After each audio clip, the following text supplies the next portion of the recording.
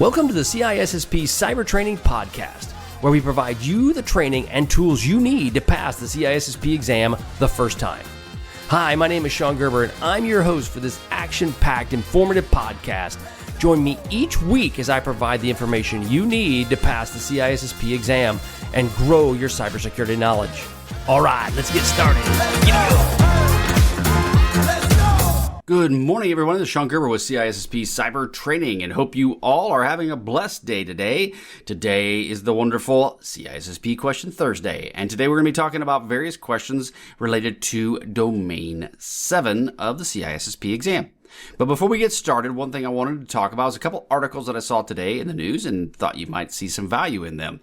The first one is an article from ZDNet.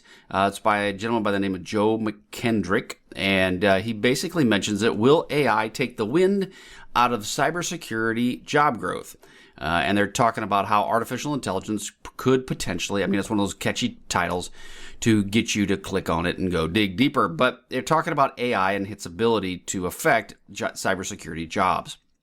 Well, they just did a survey of folks at CISSP. It's part of the folks that deal with the CISSP, and they mentioned the fact that asking individuals do they feel their jobs would be impacted through the use of AI within their environment. Well, one of the things that's coming in is that we know that cybersecurity's job growth has been very stellar for many years, and it's only going to continue. And they're saying in this article specifically, that from the Bureau of Labor and Statistics, that they're expecting between 2022 and 2032 that there's going to be a 30% growth in the average cybersecurity job. They're going to continue to grow. So what it's also saying through CyberSeek, if you guys haven't gone there, they're pretty cool. It tells you what different job openings are available around the country.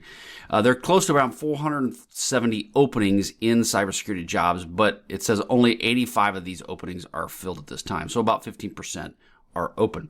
And so the interesting part of that, those are new ones that are coming out. So that's 500,000 jobs that are going to be potentially that are available for folks that need to get into cybersecurity roles. And I know I get called all the time for roles that people are trying to ask me to apply for. Well, when it comes right down to they in this article, they interviewed the folks from CISSP, or actually some people that held different certifications with CISSP. And of the 1,100 people, they had stated that around 88% said that they believe that AI will significantly impact jobs over the next few years. And that's a given, right? We all know that was going to happen. And I feel that if you're in security, you should embrace AI, especially as it relates to your job, because if you don't, you probably won't have a job in the future because your skills will be taken over by the robot. But also the fact is that it makes your job easier because you know that the bad guys and girls are using the AI technology for their operations. Well, you should be using it for yours as well. So the point that kind of comes into from the survey is that 82% agree that their job efficiency will be increased because of it. The 56% said that they believe that AI will make some parts of their job obsolete, which is true. I feel that that's probably a very valid comment because of the fact that there's a lot of automated tasks that we do in security that we don't need to do. And if the robot can do it, then by golly, let the robot do it. That's what it's there for. Also, a quote, they said that tasks can be handled that would include, obviously, I just mentioned automated repetitive tasks, network traffics, signs of malware, weaknesses in the IT environment, and then potential automatically detecting and blocking of threats. So those are some of the areas they felt that it would probably take some level of involvement in that within your environment. But it really comes right down to is if you don't basically embrace the AI technology, it will take over your job, just like everybody else out there. It just truly will. So the question I have for you on the security space is, where can you get smarter on AI security? And I would try to get into that as much as you possibly can, because as you can see that it's growing, that would be one great way for you to be able to enhance your resume, to enhance your abilities. So if you can find different ways to help you learn more about it, I would personally recommend it. The next article I have is around the passwords. So there's an article out there from Semaphore, and it says and it's a Microsoft supported site, said 10 billion passwords were leaked in a way that may be the biggest data set of its kind ever. So the question is, okay, do you go running for the hills and think that the sky is falling like Chicken Little, or do you go, meh? And I would kind of lean towards the meh side of the house on this. 10 billion's a lot, right? We all know that. Now, the part that this really would affect a lot of people is the individuals who haven't been sucked up in all the other attacks that have occurred over the years that have still had passwords that maybe were not compromised, or it puts them all in one place. The big part about it is, if you haven't been using some sort of password manager, shame on you. You should be using it. You're going to get hit if you don't. Because what happens if you don't use password managers? What do? Most people will reuse their passwords. The other thing is that you need to make sure, and this is the part for us, that if you're not using, that if you should use a password manager for all passwords, but at a minimum, you should be using them for the ones that are the elevated credentials. Anything that would deal with banking, anything that deals with admin accounts, obviously, you as a security professional should be telling people within your organization that this is something you should be doing. Now, I have people ask me all the time, well, how do I get into security? Security's hard. First step is get into IT. I mean, bottom line, if you got to get into IT, if you can't have a happy path to get you into security, get into IT, and then you become the security person within your organization. And how do I mean by that? Is that if your organization doesn't have the security, you become that. You learn that. You then be the person that provides them guidance and direction. And what will happen is by default will become the security person. And therefore, you can make your resume look nice because of that. The other thing is if you are in an organization that has a security program, well, I'll come back to this time and time again. It's not what you know, it's who you know. You can be the smartest guy in the room, but if you have the personality of a rock, nobody will work with you. So what should you do? You should go meet people. Yes, I know. It's hard to believe that in a texting society where most of the people I work with just would rather not talk to you, but they'd rather text you. Yeah, you got to go talk to somebody. You just really do. So piece of advice there. Back to the 10 billion passwords. You just need to make sure that you tell your people to use password managers and to make sure that they don't use easy to guess passwords. Again, 10 billion, a lot of passwords, but yeah, not surprising because there's probably been 10 billion passwords hacked in the last, 5 years. So yeah, it's not that big of a deal. Just make sure you freeze your credit. Yeah, freeze your credit. Okay, let's move on to today's CISSP questions. So again, over domain 7. Question number 1. In the context of digital forensics, what does the term chain of custody refer to? A, a sequence of events in a hacking attempt. B, the path that data takes from sources to the destination. C, the documented and unbroken transfer of evidence.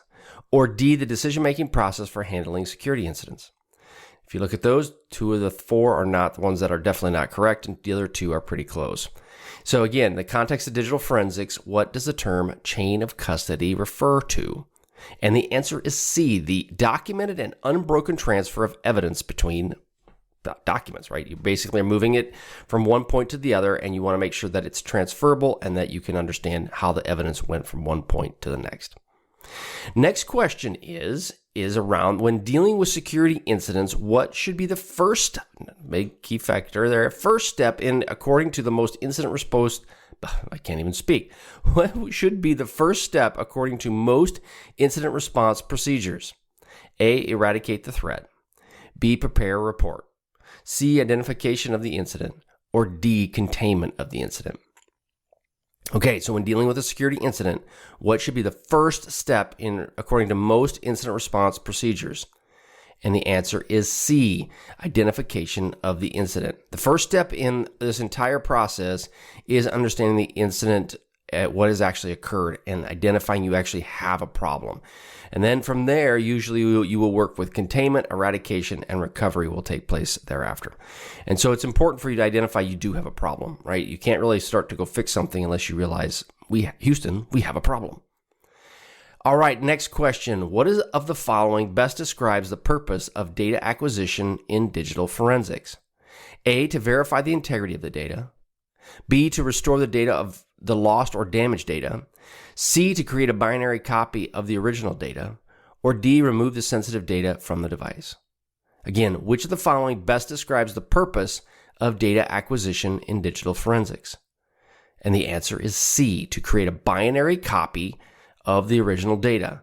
So when you're dealing with any sort of digital forensics aspects, you want to create a binary copy of the original. And the process is done so that you don't have modifications to the original evidence. And you'll see this, especially as you're getting into more of a forensics background, you'll know that you want to make a copy of that specific device, the data, or the system itself that is operating on. What is the purpose of a honeypot in cybersecurity investigations? A, to distribute security patches. B, to divert attackers from critical systems. C, to authenticate users. Or D, to encrypt sensitive data. And the answer is, well, let me go back to the first question. What is the main purpose of a honeypot in a cybersecurity investigation? Again, in a cybersecurity investigation. And the answer is B, to divert attackers from critical systems. So one thing with a honeypot that's important, it's designed to basically sit out there and lure people to potentially click on or try to run exploits against that device. The ultimate goal then is that in an investigation is to divert people away from the most critical systems. It's also to help determine, do you actually have a problem as well? Which of the following types of evidence is considered the most reliable in court? Again, which of the following types of evidence is considered the most reliable in court? A, direct evidence. B, corroborative evidence. C, circumstantial evidence. Or D, conclusive evidence. So which of the following types of evidence is considered the most reliable in court? And the answer is direct evidence. Okay, direct evidence, again, if believed, proves the existence of the fact without any interference or presumption. It's basically really straightforward, and it's the strongest type of evidence you can present in a court.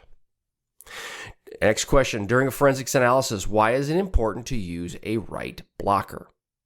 Again, during forensic analysis, why is it important for you to use a right blocker? A, to prevent the original evidence from alteration. B, to prevent the deletion of logs. C, to prevent the data leakage. Or D, to speed up the analysis process.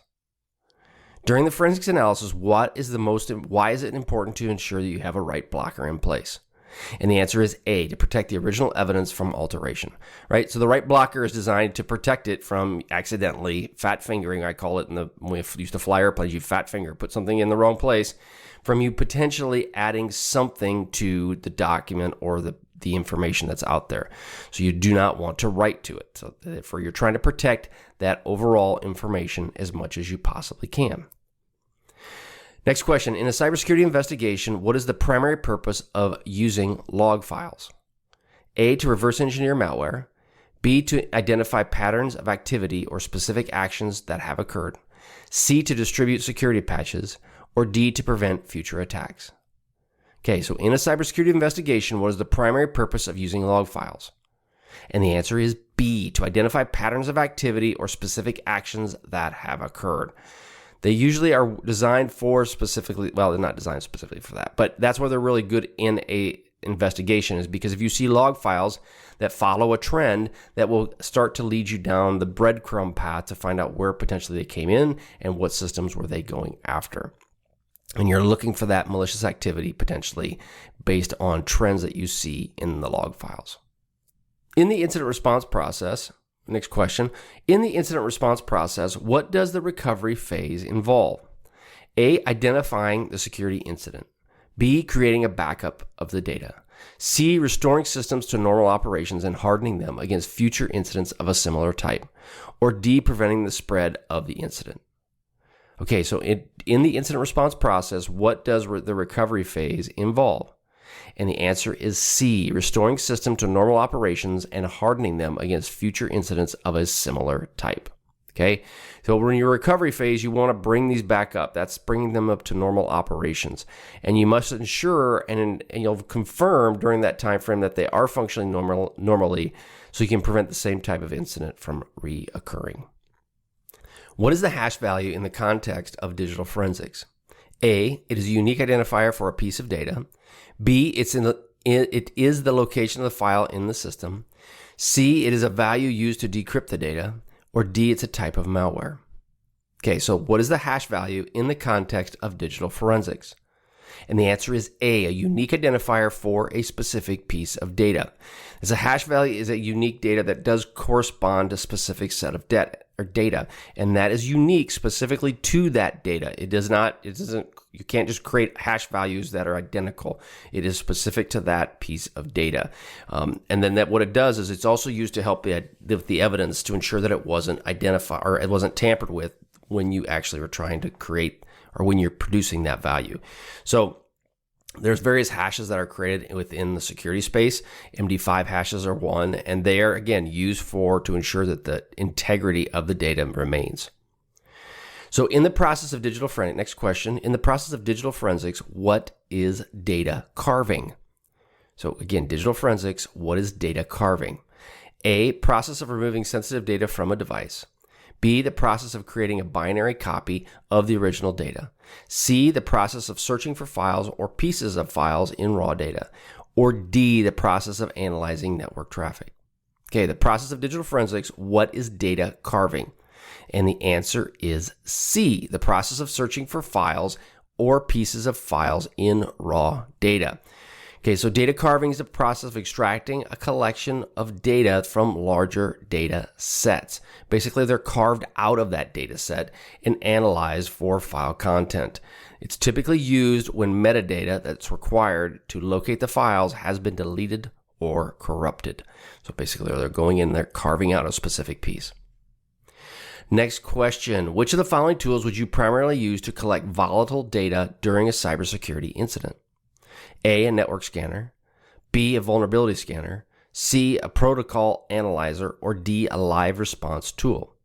Okay, the question then comes into is which of the following tools would you primarily use to collect volatile data during a cybersecurity incident? And the answer is D, a live response tool.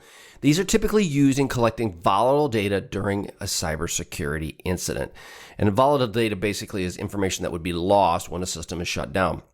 It can be found in RAM and other areas that are running processes, logged in users, and so forth. So you want a live response tool that's actually collecting that data on the fly. It's happening immediately. Next question, which step in the forensics process ensures that the data evidence remains the same state as it was discovered? Which step of the forensics process ensures that digital evidence remains the same state as it was discovered? A, preservation, B, collection, C, analysis, or D, reporting. Again, which step of the process ensures digital evidence remains in the same state as it was discovered? And the answer is A, preservation. Preservation is a step that ensures the digital evidence remains in the same state in which it was found, right? This avoids the altering of the data to maintain its admissibility in court. Again, we want to make sure that we show that this data has not been tampered with, modified, or changed. Next question, what does the post-incident activity phase involve in the incident response process? A, analyzing the incident to prevent future occurrences. B, detecting and analyzing the incident.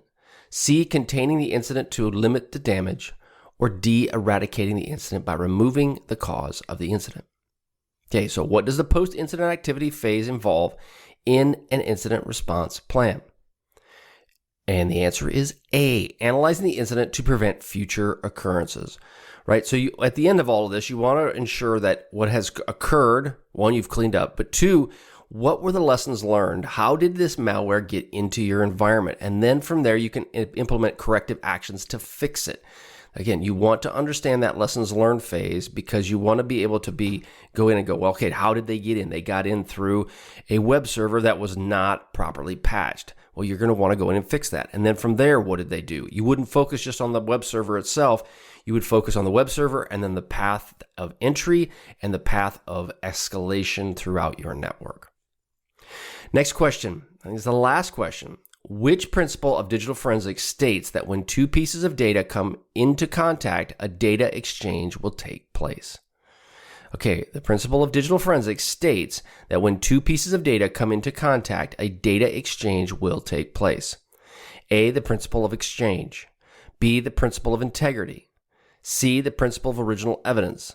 Or D, the principle of validity. Okay, so those are lots of principles, and they could be easy to grab onto one and glob onto it and go, well, that sounds original evidence, sounds correct.